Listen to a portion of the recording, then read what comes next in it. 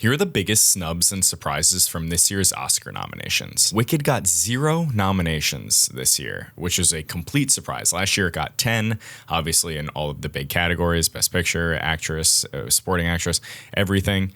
0 nominations. Now, I didn't think Wicked for Good was very good. I also didn't think the first Wicked was very good, but not seeing an Ariana Grande nomination was a shock to me, a complete shock, as well as no love in costume or production design, which it won both last year, and it's literally the same costume and production design. They shot the movies back to back. Complete, total surprise, especially since Avatar Fire and Ash got in costume design, which I'm sorry, it's literally all CGI. I don't understand that one at all.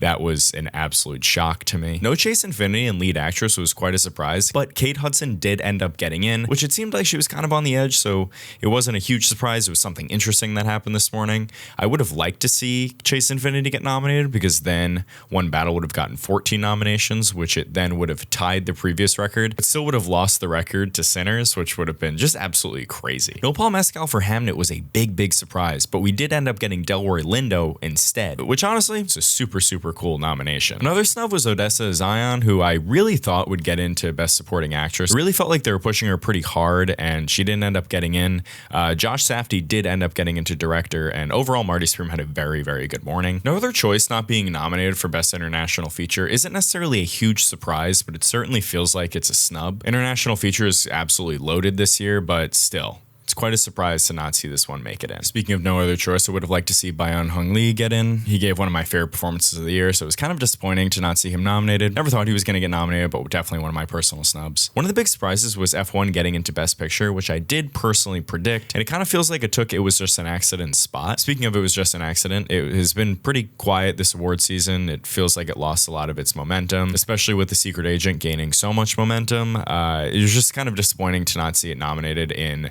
Director or Best Picture. Anyways, who do you think missed out? Who do you think was snubbed? And who were you surprised by at this year's Oscar nominations?